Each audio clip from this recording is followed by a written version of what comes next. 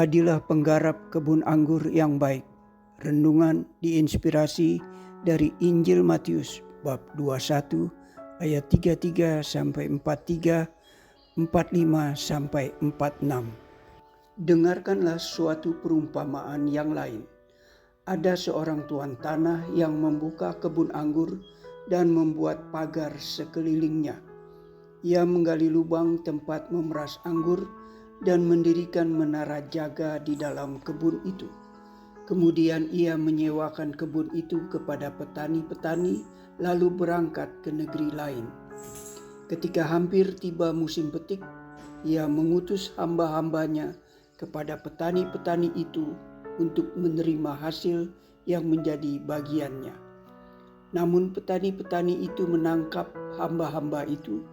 Mereka memukul yang seorang, membunuh yang lain, dan melempari yang lain lagi dengan batu.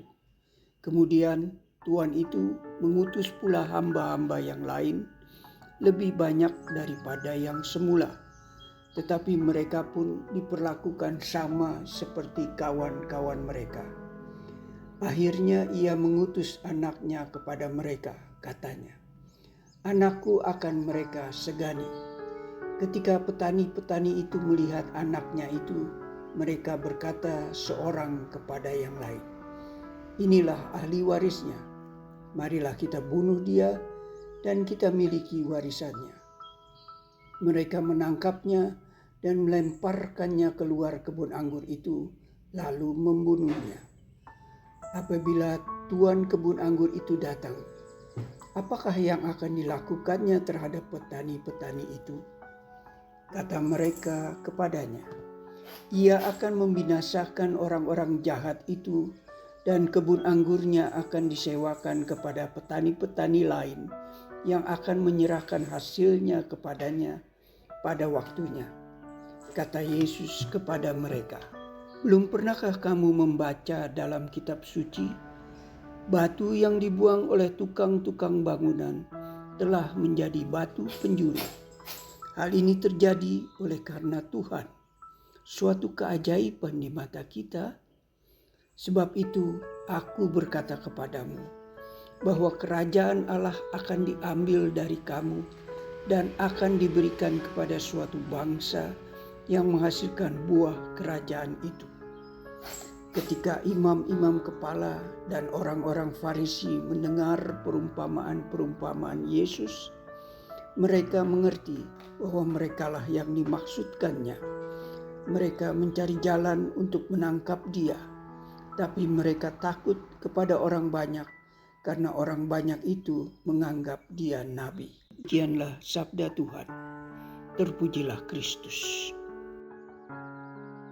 Di tanah Jawa, sawah bukan sekedar ladang, tapi ikatan antara petani dan pemilik lahan. Mereka berbagi hasil dengan sistem maro, mertelu, atau mertelu seprapat.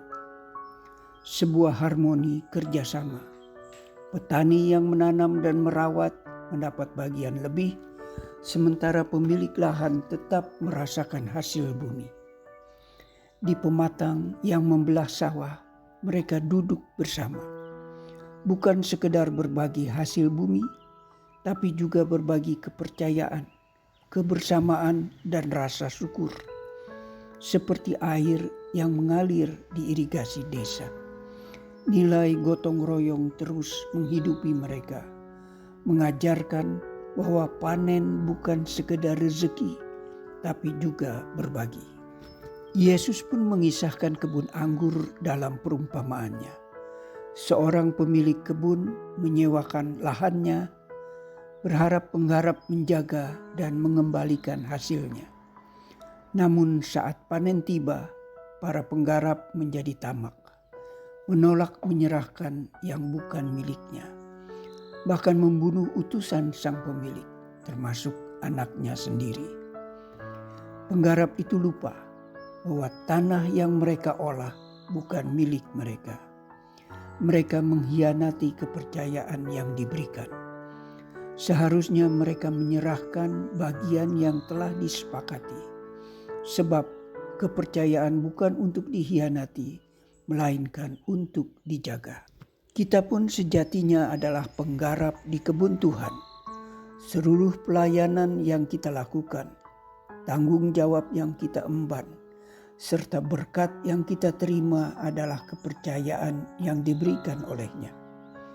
Jangan sampai kita mengklaim semuanya sebagai hasil usaha kita sendiri, sebab hal itu dapat membuat kita lupa akan peran kita sebagai orang yang dipercaya Tuhan.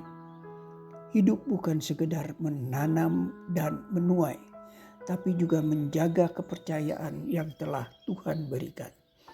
Jangan sampai kita lupa, kita adalah penggarap di ladangnya. Mari kita renungkan, apakah setiap hasil yang kita peroleh, setiap berkat yang kita terima dalam pelayanan dan pekerjaan telah kita kembalikan kepada Tuhan? Tuhan hadir melalui orang-orang yang membutuhkan di sekitar kita. Maka marilah kita berbagi, memberikan kembali sebagian dari yang telah kita terima kepada mereka yang membutuhkan. Tuhan yang Maha Kasih, terima kasih atas setiap berkat dan kepercayaan yang Engkau berikan dalam hidup kami. Ajarlah kami untuk menjadi penggarap yang setia, yang menghasilkan buah yang berkenan di hadapan-Mu. Jauhkanlah kami dari sikap keras hati dan ketidaktaatan, agar kami senantiasa hidup dalam kasih dan kebenaran-Mu. Bentuklah hati kami, agar selalu siap menerima kehendak-Mu dan setia dalam mengelola setiap anugerah yang Engkau berikan. Dalam nama Yesus Kristus kami berdoa. Amin.